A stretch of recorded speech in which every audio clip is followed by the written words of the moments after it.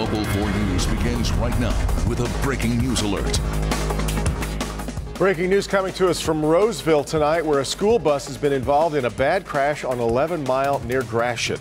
We're glad you're with us. We've learned 2 people in the car and 1 student on the bus have been taken to the hospital. Let's get right to our Jason Colthorpe. He's live at the scene. And Jason, what have you been able to find out? Well, Kim, let me tell you about the 2 people in that SUV. First of all, they're the more seriously injured of those 3. And you can see that Ford SUV badly damaged up against an apartment building there and hit dead on by that school bus. A 14-year-old girl was in there with her grandmother. The 14-year-old girl and her grandmother both taken to the hospital. A witness who responded to this said the 14-year-old was unresponsive at first, but when EMS arrived and got her in the ambulance, she had come around by then.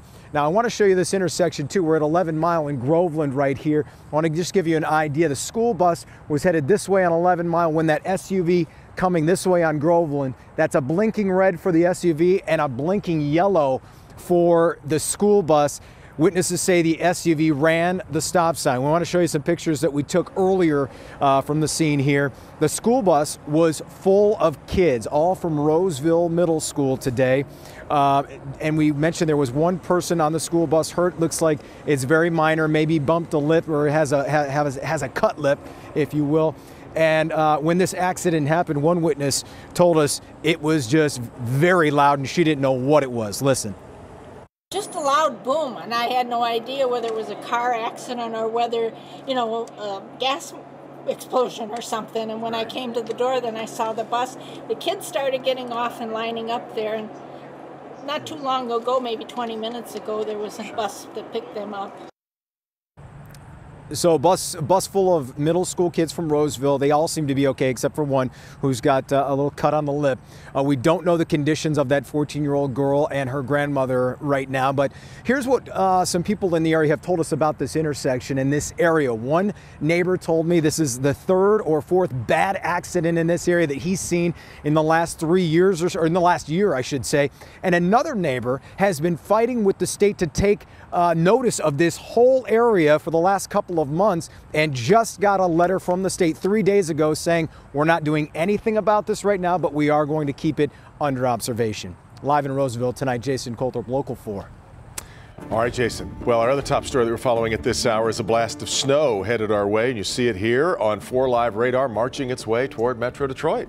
A winter weather advisory, in effect now for most of the area. Yeah, so let's get over to Ben right now, who's tracking it. Ben, what's the timeline we're talking here? After the sun goes down, that's when those flakes are going to start to fly tonight, guys. And here you look at the snowfall forecast, and you can see the stripe that we're going to see the highest totals just south of Detroit, pretty much along the 94 corridor is what we're expecting. Everybody gets something out of this, and it will have the biggest impact on tomorrow morning's commute. Just a couple flakes, random snow shower out there right now, but you can see that band crossing the lake. It's already on the Michigan side of things from Holland down to Benton Harbor towards South Bend. That'll be working its way in here. About 10 o'clock tonight, we expect that snow to start falling. Until then, cloudy skies, keeping temperatures on the cool side. We'll break down your 4-zone forecast to show you exactly what we're expecting for accumulation and find out more about that winter weather advisory, who's under the gun and for how long, coming up in a few minutes. Guys. Okay, Ben. A man convicted of killing a 12-year-old girl back in 1996 is getting a new trial. Lamar Monson was convicted of killing 12-year-old Christina Brown in a trial that lasted just 3 days. Now, with the help of new evidence and the Michigan Innocence Clinic, Monson getting a fresh shot at freedom. We bring in Rod Maloney, and Rod, I guess conceivably he could even get out while he waits for the new trial. That's right, because here's the thing, Devin. He is right now behind bars still, but he has been granted bond, and that will be the first whiff of freedom he's had in over 20 years. But with that new trial, he has a legitimate shot at walking free for the first time since he can remember. 45-year-old Lamar Monson spent more than half of his life behind bars. While admitting he dealt crack cocaine at the time, he and his family swore up and down he did not murder 12-year-old Christina Brown. She'd been struck over the head with a toilet bowl cover. Detroit police got Monson to confess to stabbing her to death. The jury convicted, and the earliest he could have left prison was 2020. But he may well beat that by 3 years. New evidence, and this evidence warrants a new trial. Judge Shannon Nicole Walker ordered a new trial based on evidence the U of M Innocence Project produced showing a bloody fingerprint on the toilet bowl cover belonged to another man. Also, this woman, Shalana Bentley, testified previously it was her former boyfriend who committed the murder. Munson's mother was understandably emotional. I want to hug my son, kiss him, tell him I love him. That's what I want to do. It's been a long time since I put my arms around him. Innocence Project Director David Moran says this could be the 14th person he's helped free. To get the new trial granted is great, and hopefully this is going to lead to justice for Christina Brown. Munson's scheduled for a pretrial hearing in March, a trial in April if the prosecutor's office wants another trial. I'm hoping they'll drop the charges. He suffered long enough, 21 years and 10 days. Don't you think that's long enough? Well, Kim Worthy's office is not saying whether they're going to go for another trial in this case. Right now, they're contemplating an appeal of the new trial ruling, but they haven't pulled the trigger on that. One thing we did discover this afternoon is the Munson family doesn't have the $25,000 cash that they need to be able to get him out on bond. They started a GoFundMe page, but it turns out you can't raise bail on GoFundMe. So they're still trying to figure out an alternative way to try and help the family raise the $25,000 to get Munson out of prison. And so now the question is, where does that GoFundMe page go? When we have the update, we'll put it on clickondetroit.com. Reporting live, Rod Maloney, Local 4. All right, Rod. Well, a lot of questions tonight in Roseville after a homeowner fatally shoots an intruder. This all happened late last night at this home on the corner of Chippendale and Marquette Streets. Coco McAboy is in Roseville tonight. And Coco, that homeowner was initially refusing to talk to police. Do we know why? Kimberly and Devin, the homeowner was refusing to talk to police because he was waiting for his lawyer to arrive before he provided any statements. But about an hour ago, two men arrived here at the house saying that they were good friends of the homeowners, but also saying that they were from a law firm. And this all comes after the homeowner's wife says her husband heard a commotion happening in the garage, went to go check it out, and then was met with an intruder claiming to have a weapon. This is too crazy.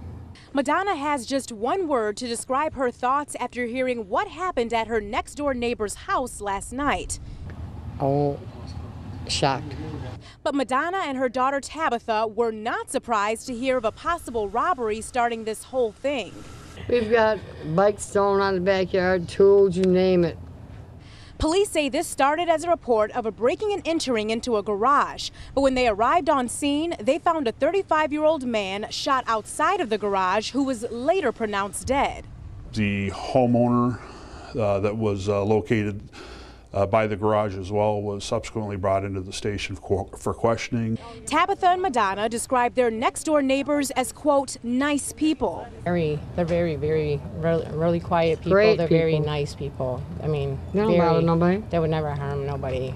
And they're feeling for both the suspected intruder who lost his life and their neighbor, who they believe was trying to protect his family. A sad situation, no matter what it is. Even though he was breaking in, he has a family. I understand it's wrong, but they're still family. At last check, the homeowner was still in police custody. They were questioning him about what happened here last night. And right now, there's no word yet on whether or not that homeowner will face charges for this shooting. Reporting live this afternoon, I'm Coco McAboy, Local 4. All right, Coco. Turning now to politics, Mayor Mike Duggan addressing President Trump's ban on people entering the United States from predominantly Muslim countries. Detroit isn't changing our commitment. We're very proud of the fact that we are a welcoming city. Detroit's going to remain a welcoming city, and I hope we see a reversal of the policies nationally. Mayor Duggan not the only one opposed. Now opposition to President Trump's travel ban spilling over from the streets to the courtroom. More federal lawsuits were filed today. Tracy Potts is in Washington tonight as the White House is pushing back. Tracy? Hi, Devin. Good evening, everyone. There's even dissension within the ranks. A memo's working its way up through the State Department from foreign diplomats concerned that this travel ban could sour relations with some of the very countries we're partnering with in the war on terror. Islamophobia's got to go! With more protests today over the new travel ban affecting Muslims, the White House is in full defense mode. We're going to put the safety of Americans first. We're not going to wait and react. President Trump's spokesman arguing 109 detentions over the weekend is a minor inconvenience to keep America safe. He's going to do everything in his power to stop every threat that we face in this country and every potential threat. And that's the key point in this. How do we get ahead of threats. 2 new federal lawsuits were filed today in Washington state. This is un-American.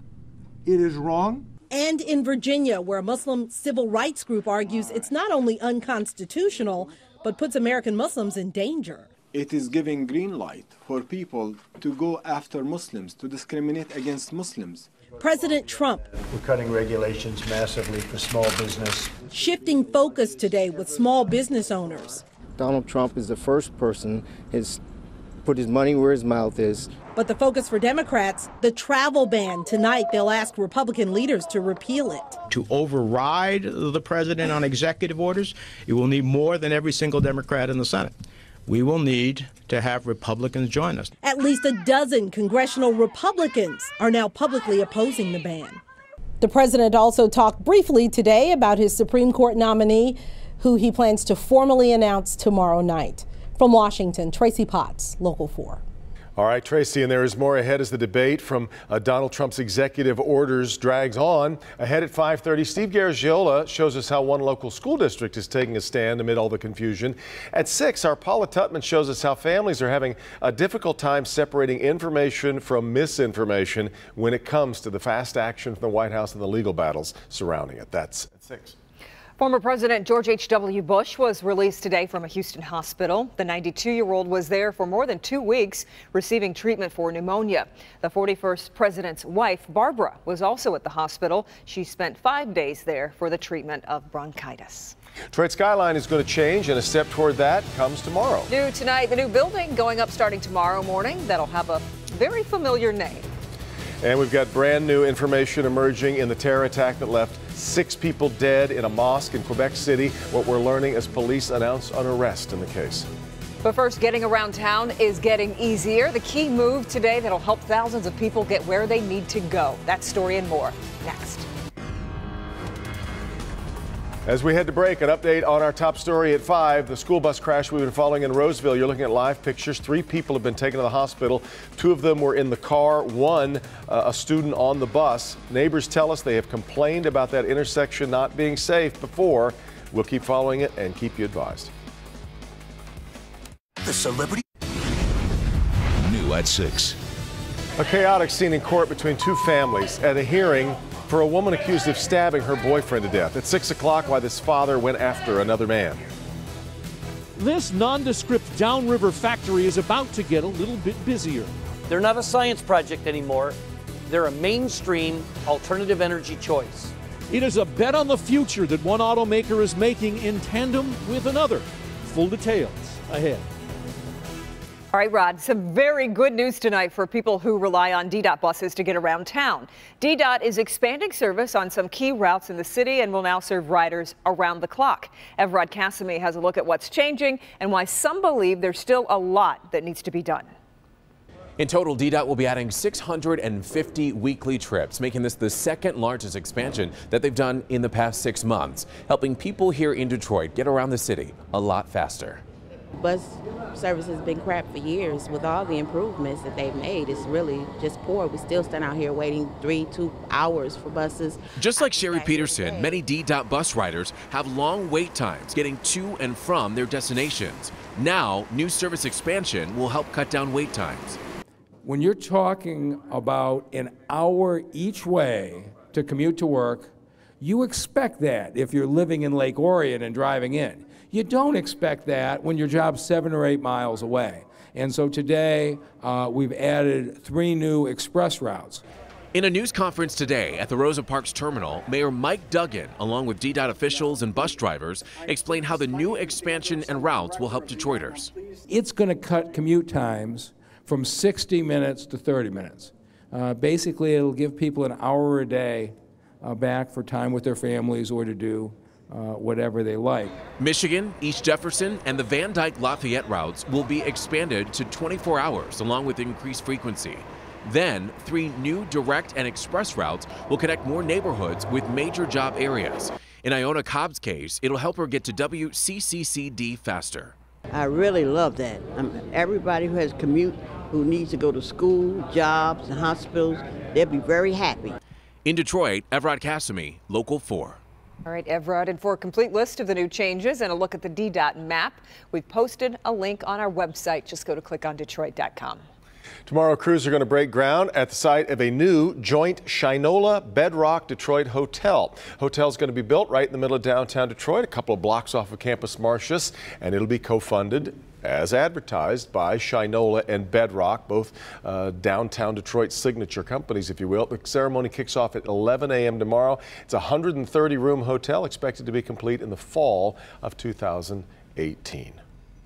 No trouble getting a wake-up call on that place, huh? You shouldn't. Great point. Shinola's not on the money, then you're in trouble. Yeah. Right. We got a little bit of trouble coming our way, don't we? We shouldn't complain, though, because, yeah, we've really dodged a lot of... Many, yes, We've sort of shaken up that snow globe, and now winter is kind of like we remember it, where we get these clippers in here with light amounts of snow, and that's really the only reason that this advisory is in effect is because of the timing of it. Looks like it's going to impact the morning commute the hardest tomorrow, even though it technically goes until noon on Tuesday. This is generally from areas of M59 south. We told you at the top of the show we expect this area that's right around the 94 corridor to see some of the higher snow totals, and we'll look at those in just a second. Current temperatures are below freezing, but these numbers are actually going to get a little bit warmer as we head towards daybreak tomorrow. Still below freezing as we start things out, so just about everything will be in the form of snow. You can see that band crossing the lake right now. The air is sort of dry. Relative humidity is about 60–70% at the surface. May take a while for that to saturate, but we think that the accumulating snow is going to get going probably about 10 o'clock tonight. And the first place we'll see it obviously on the west zone here. About 10 o'clock is when the snowflakes will start flying. They'll spread through the area overnight. We may get a brief break in just about every area except down here in our south zone. This is 3 o'clock in the morning, and then we'll see another push as that low gets closer to us. But by 8 a.m. tomorrow, this is going to be losing its steam as it pulls out to the east. So everything that we see in the afternoon is just going to be sort of not really adding to those accumulation. Most of this total is going to be on the ground by the end of the morning commute. Then a cold front passes through as we get to the day on Wednesday. Pretty much dry. It may scare up a snow shower or two, but we're not anticipating any accumulation. In fact, most of this forecast beyond the middle of the week is looking pretty good. And we'll take a look at that here in a second. But here are those snowfall totals we're expecting tomorrow. And again, this is through Tuesday with most of this on the ground by the end of the morning commute. Close to 3 inches here in Detroit. Get a little bit further south into downriver. Those totals inch up just a little bit. 3 inches in Trenton, about 3.2 in Flat Rock. It should get right around 3 at the airport in Romulus. Generally in the south zone, about 3 inches. Lower totals actually towards the state line. We're expecting slightly higher totals up towards Michigan Avenue, 3.2 in Onstead, 3.1 in Tecumseh. If you got caught in some of those snow squalls last night, you'll know that this is going to be a repeat performance around 94. 3.2 here in Canton, 3.5 in Ann Arbor. I don't think we'll quite get to 4 inches anywhere in the metro, but in our north zone, some of our lowest totals, 1 to 2 there from Sanilac County down towards M59. So the snow develops after 9 o'clock tonight. We'll see southeast winds blowing, but not terribly. Tomorrow a little bit breezier, especially as we get into the afternoon hours. High temperatures up to 35, and again, most of this will be snow, but there's a slight chance we could see some mix just for a brief period of time in the afternoon. 30s go away after Wednesday. We'll go into the 20s there for Groundhog Day through the start of the weekend, and wouldn't you know it, a little varmint sticks his head up. That's when the sunshine comes out. Yeah, I know. We'll see it at least mixed with clouds all the way through the start of the week. Never understood it. The sunnier the day, the longer the winter. It doesn't compute to me. I know. All right, Ben. Thanks. It's an age-old question that seems to have a million answers. Ahead in good health, what should you do if you get the flu? The key is you need to do it fast. We'll have that, but first, stories from across Michigan, including this deadly house fire. That's next.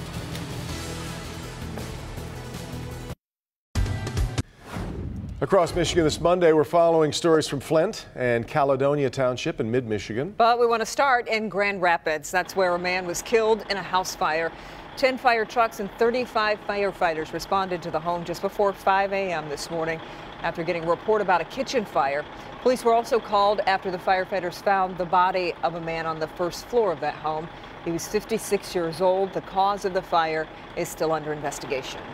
In Caledonia Township, authorities are investigating after 2 men were found shot to death in a car parked outside a Walmart. Authorities say the murders were the result of a marijuana deal that had been arranged on Craigslist. They said the men were shot and killed after the deal instead turned into a robbery. Michigan State Police said 2 men from Flint were arrested over the weekend in connection with the killings, but they have not yet been charged. The office of Flint Mayor Karen Weaver was forced to shut down today. Flint's City Hall closed earlier due to extensive water damage that was caused by a water main break. To protect their health and safety, all employees in the building were told to return home while crews came in to clean up and make necessary repairs. The building is expected to reopen for business tomorrow. New at 5:30. Terror in Canada. 6 people killed in a shooting attack on a Quebec City mosque. Now we're learning terrifying new details as police arrest the man who they say did it. U.S. Senator Debbie Stabenow bringing a new piece of legislation to try to get new jobs into the United States and try to stop them from leaving. The new challenges over immigration in America are striking very close to home for families here in Ann Arbor. And today the school district issues a very strong statement. I'll have that for you coming up. Live from downtown Detroit, Local 4 News at 5:30 starts now. Taking a stand, leaders of one Metro Detroit school district have a simple message amid the immigration debate. They say all are welcome. The Ann Arbor School District is making it clear all students are welcome in their district, regardless of immigration status. Superintendent made that clear in a statement that was released today, and it reads in part, "We understand that many of our children are experiencing fear as a result of recent national developments, and we will continue to reassure all within our community of our ongoing engagement and support." It goes on to assure families that the district will never ask about a child's immigration status at school. Steve Garagiola in Ann Arbor tonight with more. Steve? Well, if you spend any time in and around Ann Arbor, you know just how diverse this community is. So these new challenges over immigration really strike close to home for a lot of families here. Given that, the school superintendent thought it was very important today to reassure those families of their place in Ann Arbor. Why is the challenge to immigrants important to Ann Arbor schools? The answer is in the numbers.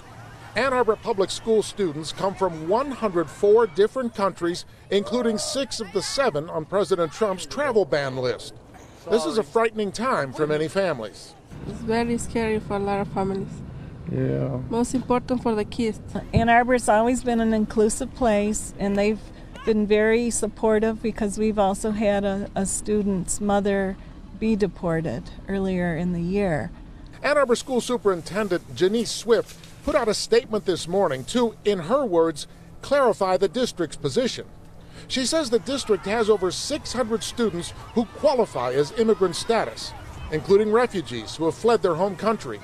She says the children need reassurance that they're safe. Our children hear what adults say, and what adults say matters, and our children are afraid. And so we wanted to reassure both our children and their families that they are welcome in the Ann Arbor Public Schools. Superintendent Swift says she wants to make clear where the district stands with regard to immigrants. All are welcome in our schools and in our Ann Arbor community. We have that value. It's not just what we do, it's who we are. And you know what was really interesting for me today, really the best indication of just how serious this situation is how many moms and dads when we were out at those elementary schools who were afraid to go on camera and talk about this. Reporting live in Ann Arbor, I'm Steve Garagiola, Local 4. All right, Steve. And we've got other news out of Washtenaw County where police are investigating after a crash involving several vehicles this morning. 6 people were hospitalized and transported to the hospital listed in stable condition. Sources are telling us one of the vehicles involved was a Huron Valley ambulance. The cause of the crash has not been determined. Detroit police are searching for a classic car stolen from the set of a TV show. Take a look. This 1974 Plymouth Roadrunner was reported missing by custom car shop Mob Steel, who is the focus of a cable TV show. The car was last seen at the car shop on the I-94 service drive near Rosa Parks Boulevard. If you have any information on the whereabouts of this car, you're asked to contact Detroit police. Seems fairly easy to identify, doesn't it? Federal health authorities have reopened their investigation into the Detroit Medical Center. The Detroit News reports that state and federal agents conducted unannounced inspections of medical instruments this morning at Detroit Receiving Hospital, Children's Hospital of Michigan, Harper University Hospital, and the Karmanos Cancer Center. The investigation follows a report earlier this month that an operation was interrupted due to dirty medical supplies. At this point, it's unclear how the hospitals might be punished as the investigation continues. Over here now with Ben. It's felt like winter for a few days, but now the snow Here it comes. Yeah, it's going to be a quick hitter. It's not going to last very long, but it's going to be enough to mess things up in the morning, and that's when a lot of folks would wish it would not happen, but unfortunately, we got to dance with them that brung you, and right now we've just got a couple snow showers out there on 4 Live radar. This is not the main event. We're watching what's coming out of the lake right now, and this is the very beginnings of that Clipper system you can see on the west side of the state. So some of that snow right now reaching Kalamazoo and just starting to inch over towards Coldwater and I-69, and that will be here at least in our west zone by about 9-10 o'clock tonight, and then spreading across the entire area. By the way, this is not a snowfall forecast. This is actually what's on the ground. We've got just as much snow on the ground here as they've got in East Tennessee and Kentucky right now. So that's kind of how weird of a winter this has been. We're going to sort of add to our totals as things become a little bit more winter-like for us, more typical for this time of year. Temperatures inching upward, though, as we go through the nighttime hours. Snow developing after 9 o'clock, and we'll look at how that morning commute is going to shake out in just a few minutes. Guys? All right, thank you, Ben. A shooting at a Quebec mosque during Sunday evening prayers has left 6 people dead in that attack that Canada's Prime Minister called an act of terrorism. Police have arrested 2 people now in connection with the attack. Kimberly Gill has more on one of the new things that we're learning about a horrible situation. Indeed, horrible indeed, Devin and Karen. Of the 2 that have been arrested, police now say only one is being considered a suspect, and he's not previously known to investigators. What we do know right now is that last night, just before 8, 1 or 2 men allegedly came into a mosque in Quebec City and opened fire. 6 people are dead, 5 remain critically injured in the hospital, and 2 of those people are in intensive care. Quebec City today has been hit by terrorism. Hard to believe in such a peaceful, beautiful city that such a thing could happen. Today nearby, where this mosque is in a little suburb of Quebec City, there are ongoing police raids. Of the 2 suspects, one was taken into custody last night near the mosque after the shooting had occurred. Another was captured by police some distance away, closer to downtown Quebec City. And we're told President Trump did call Canadian Prime Minister Justin Trudeau to offer condolences as well as any assistance that the country may need.